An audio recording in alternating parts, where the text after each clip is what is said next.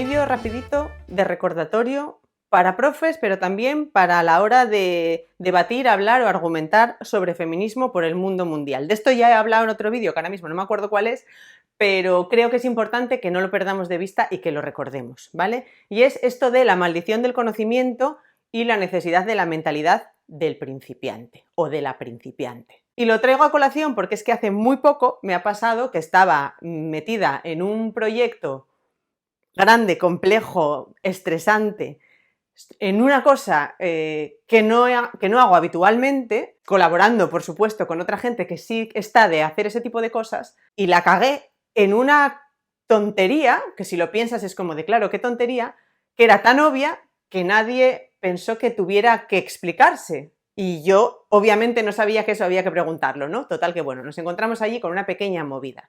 Entonces, me acordé de esto de la mentalidad del principiante, porque una cosa que nos pasa, esto lo escuché en uno de mis cursos de marketing hace muchísimo tiempo, ¿no?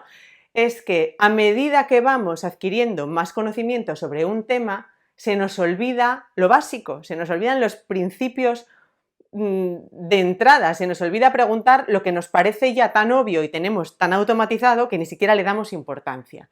Y claro, eso a la hora de enseñar o a la hora de argumentar, no podemos perderlo de vista cuando estamos hablando con personas que no saben de nuestro tema. Y muchas veces en el feminismo, la igualdad, etcétera, de género, se nos olvida eso. Empezamos a hablar desde aquí con gente que está aquí. Entonces, esta distancia, que puede ser pequeña o grande, si no la trabajamos, se convierte en algo insalvable, porque nunca vamos a poder tener a esta gente argumentando aquí arriba o aprendiendo desde aquí arriba, ¿no? Las cosas hay que empezarlas por los cimientos. Entonces, ¿cuál es la mejor manera de no olvidar eso? Porque esto yo os hago un vídeo, os lo cuento y muy bien y luego se te olvida. Y eso es así, no pasa nada, nos pasa a todo el mundo.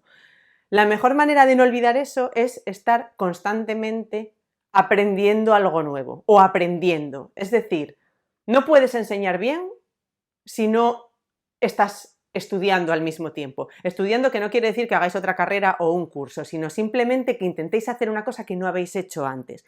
Esto puede sonar así como a consejo esotérico, pero realmente es clave. El otro día leía una cita en un libro de Nuccio Ordine, que si no lo conocéis, creo que os hablé de él hace muy poquito, lo tenéis que leer porque el tipo es maravilloso, que falleció tristemente este año, pero bueno, él habla muchísimo sobre la educación, tiene un libro maravilloso que se llama De la utilidad de lo inútil, sobre las humanidades, la importancia de los clásicos, etcétera, y para qué sirve la educación, ¿no? Lo podéis escuchar en podcast y en vídeos y demás.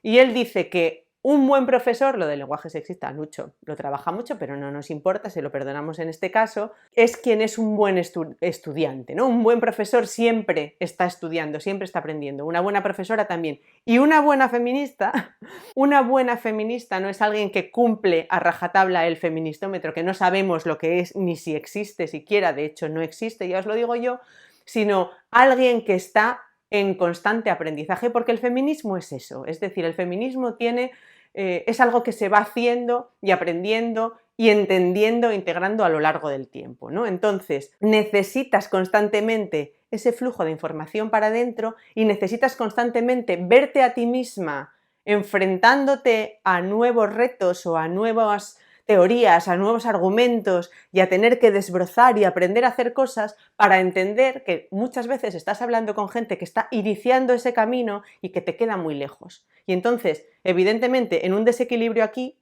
quien tiene que hacer el esfuerzo es quien está aquí, que tiene que bajar para ponerse a esa altura, para poder acompañar. Voy a hacer aquí pequeño inciso, para poder acompañar a alguien que quiere hacer ese camino, para poder estar en un aula de primaria o secundaria en el que salga este tema y tú, evidentemente, ahí tu trabajo es acompañar, tú como profe.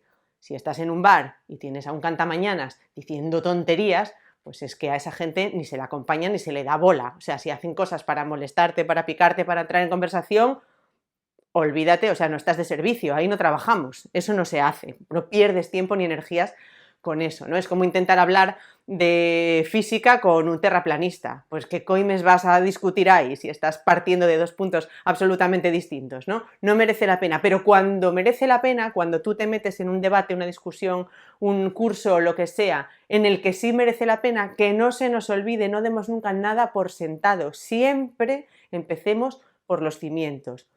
Si todo el mundo los tiene claros, fantástico, sigues adelante, pero nunca empieces aquí sin asegurarte que esta persona del otro lado o estas personas están preparadas para empezar desde aquí. Y por mi experiencia, que ya es larga, hablando de feminismo y enseñando feminismo, en general hay que empezar siempre por los cimientos y hay que volver y tener esos cimientos muy claros, porque si no, no vamos a ningún lado. Así que, contra la maldición del conocimiento, la perspectiva siempre de la principiante.